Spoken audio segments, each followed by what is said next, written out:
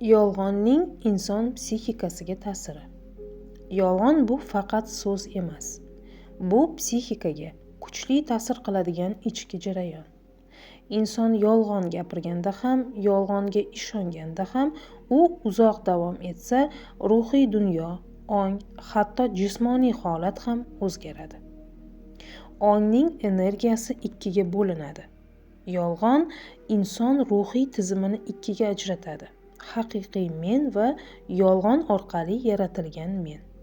Shu sababli ichki ziddiyat paydo bo'ladi. Ziddiyat psixik energiyani yutadi, kuchni pasaytiradi. Inson o'zini charchagan, bo'sh his qila boshlaydi.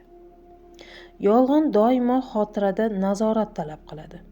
Yolg'on aytilganida miya uni saqlab qoladi, keyin uni unutmaslik, chalkashtirmaslik uchun onga yuk tushadi. Haqiqatni eslab yurish shart emas, u tabiiy.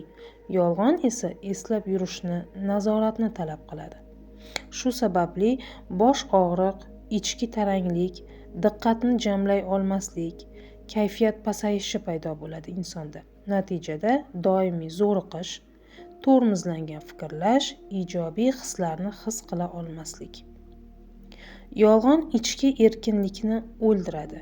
Inson haqiqatda yashay olmagani uchun o'zini ifoda eta olmaydi, erkin fikrlay olmaydi, o'zligidan uzoqlashadi. Yolg'on qalbning ovozini o'chiradi. Yolg'on ko'payganda qo'rquv kuchayadi, chunki yolg'on fosh bo'lishidan ong osti doimo xavotirda bo'ladi. Bu nimaga olib keladi?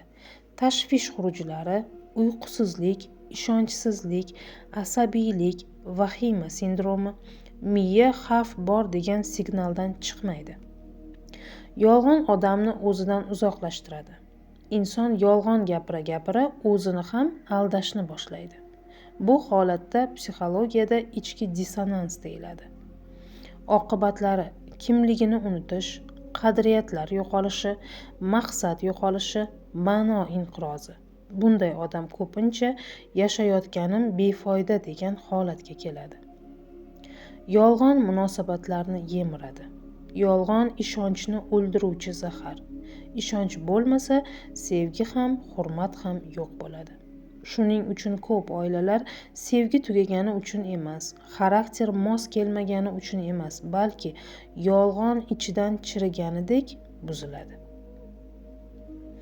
Haqiqat esa davolaydi. Haqiqat ko'pincha og'riqli, lekin u ongni tozalaydi, qalbni yengillashtiradi, ichki erkinlik beradi, ruhni uyg'otadi. Yolg'on yuk, haqiqat nafas. Yolg'on psixikani bo'ladi, qo'rquv yaratadi, energiyani yutadi, ichki ovozni o'chiradi, munosabatni buzadi.